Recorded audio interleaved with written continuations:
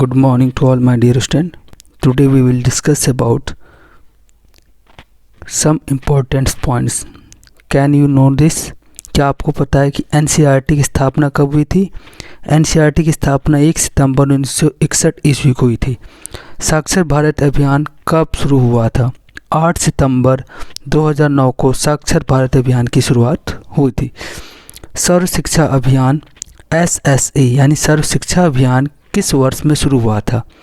2001 में सर्व शिक्षा अभियान की शुरुआत हुई थी। मध्याह्न भोजन योजना यानी मिड डे मील स्कीम कब शुरू हुई थी? 15 अगस्त 1995 में यानी 1995 में आपका मिड डे मील की शुरुआत थी। जन्म के समय नवजात शिशु के शरीर में कुल कितनी हड्डियां होती हैं? यानी एक जो बच्चा जन्म लेता है उसके शरीर में लगभग 270 हड्डियां होती हैं। बाद में बोन्स की संख्या कितने तक पहुंच जाती है?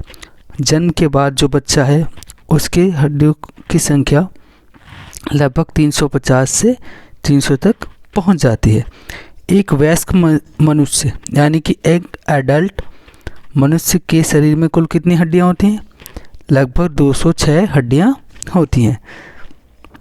हड्डियों का विकास किस उम्र के बाद बंद हो जाता है? यानी कि कहना ये चाहते हैं कि हड्डियों का विकास किस आयु के बाद रुक जाता है? तो लगभग 16 वर्ष के बाद जो है मनुष्य का हड्डियों का विकास रुक जाता है। किस आयु के बालक में मस्तिष्क का आकार परिपक्व हो जाता है? तो लगभग 6 वर्ष के बच्चों का जो मस्तिष्क है वो परिपक्व हो जाता है। किस आयु के बाद बालक के मानसिक योग्यता का लगभग पूर्ण विकास हो जाता है? तो लगभग 14 वर्ष की आयु के बच्चों का पूर्ण विकास हो जाता है। 14 वर्ष की आयु के बच्चों का लगभग पूर्ण विकास हो जाता है। साइकोलॉजी किस भाषा का शब्द है? साइकोलॉजी हमारा ग्रीक, यूनानी, लैटिन भाषा का शब्द है। किस विद्वान ने कहा था कि शिशु का मस्तिष्क कोरी स्लेट होता है? प्लेटो ने कहा था कि किसी शिशु का मस्तिष्क एक कोरी स्लेट होता है। 1976 ईस्वी से पहले शिक्षक किस विषय में सूची में था? तो राज्य सूची में हमारे था। गर्भ में बच्चे का विकास कितने दिनों में होता है? लगभग 280 दिनों में एक बच्चे का विकास होता है। यानी वो अपने माँ के पेट में लगभग 280 दिनों तक रहते हैं। मेल्लो के अनुसार मूल आवश्यकताएं कितने प्रकार की होती है? मेल्लो के अनुसार मूल आवश्यकताएं 5 प्रकार की होती है। ये साइंटिस्ट का नाम है मेल्लो।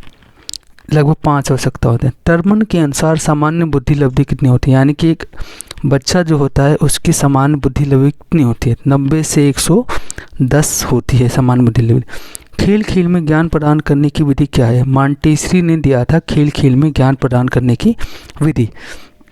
आदत पढ़ना किस पक्ष का अंतिम स्तर होता है? क्रियात्मक यानी कि आपका काम करने की आदत पड़ जाती है जिसे हम हैबिट भी कहते हैं, वो हमारा क्रियात्मक पक्ष का अंतिम स्तर है। बार बार दोहराने से अधिगम को बढ़ावा मिलता है। ये क्या है? अभ्यास का नियम यानी रिपीटिशन है। दृष्टिबाधित बालकों के लिए पाठ्य सामग्री का निर्माण कहाँ होता है? यानी जो बच्चे ब्लाइंड होते हैं उनके लिए कहाँ पे पुस्तकों का निर्माण किया जाता है? तो इसका निर्माण देहरादून में से किया जाता है। तो ये थे कुछ पॉइंट्स जो हमें हो सकता है आपको पहले से पता भी हो और ना भी पता हो। तो इसी तरीके से और डिफरेंट टाइप्स के क्वेश्चन के लिए प्लीज़ वीडियो को देखें और शेयर करें अपने दोस्तों के साथ। Thank you so much.